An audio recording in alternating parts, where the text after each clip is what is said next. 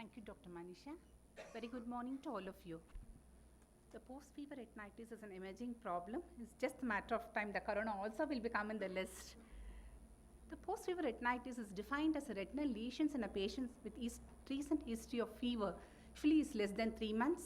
Diagnosed having, it could be a dengue, typhoid, chikungunya, rickettsial, West Nile, or most often it's fever of unknown origin. The various terms have been used for the same entity, such as epidemic retinitis, or multifocal retinitis, or febrile retinitis. Arthropod-borne virus diseases are the most common important resurgent infections in this group.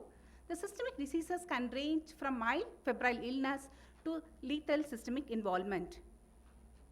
The emerging infections also causes inflammation in the eye.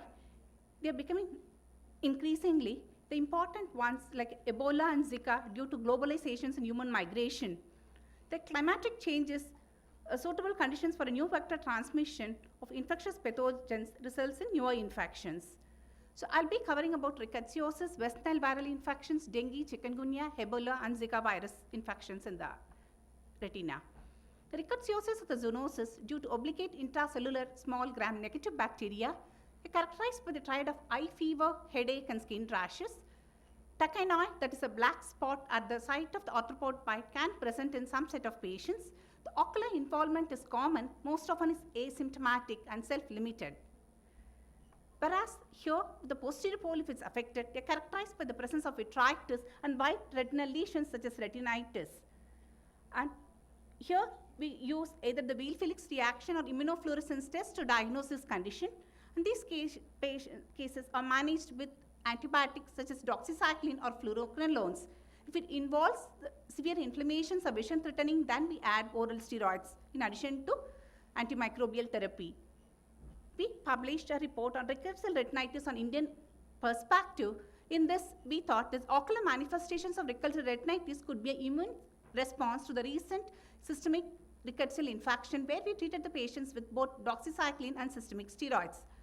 Subsequently, the other cases where we had only the retinitis, where we treated them only with doxycycline, also resulted in resolution of the inflammation, proposes this could be an infective origin as well. We'll move on to the West Nile.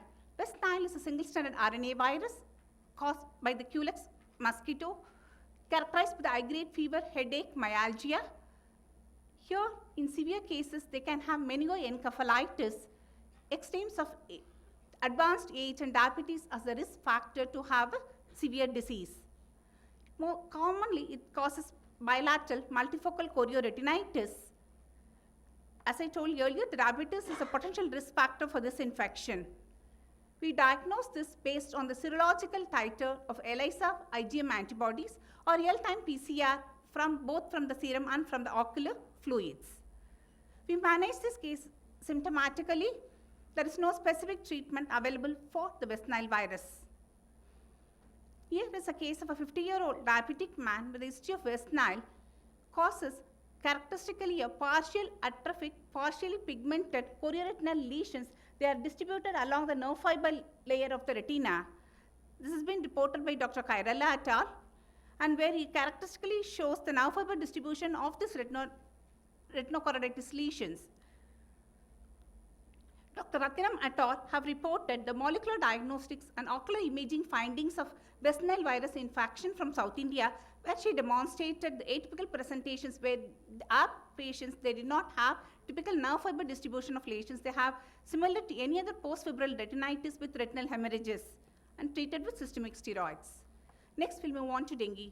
Dengue is caused by the dengue virus. It's a flavivirus. It's transmitted by the Aedes group of mosquitoes. The dengue infection can cause headache. Common is thrombocytopenia with bleeding manifestations with purpuric rash. In severe cases, can have dengue shock syndrome. In addition to the retinitis, they are characterized by dyskyperemia, retinal hemorrhages, retinal vasculitis, and foveolitis. Onset of ocular symptoms is about usually 7 days. It's due to the immune mechanism rather than the direct viral infections in the eye. Diagnosis is based on the clinical presentations and demonstration of the positive IgM antibody and also the RT-PCR both from the serum and the ocular fluids. Serum platelet measurements can shows thrombocytopenic pattern. Dengue infection is most often self-limiting. However, in severe cases, the supportive measures with steroids, either in the form of topical, periocular, and systemic steroids, helps in the resolution of retinitis cases. Here is a case of a 26-year male presented with dengue fever with respiratory symptoms, has got multifocal retinitis with retinal hemorrhages. The FFA shows early hypo with late hyperfluorescence with staining of the lesions with perivascular leak. The OCT shows hyperreflectivity with aftershadowing. This is a characteristic feature what we see in post-pubertal retinitis, whereas unlike in toxo or other herpetic group of viruses where we see full thickness involvement of the retina. Following treatment with systemic steroids, we could see resolution of retinitis in these cases. Next is a 40-year male presented with history of decreased vision, diagnosed of a dengue. In addition to the multifocal retinitis, you could see the grayish lesions in the left macula with retinal hemorrhage. OCT shows altered foveal contour with hyperreflectivity in the subfoveal region, the circular-like deposits. This is a characteristic OCT finding of foveolitis which commonly seen in dengue infection. Following treatment with systemic steroids, we could see the resolving retinitis and foveolitis in this case. Next, we'll move on to chikungunya. It's a single-stranded RNA virus. It causes debilitating disease. Fever is characterized by the skin rashes and most often is associated with severe arthralgia.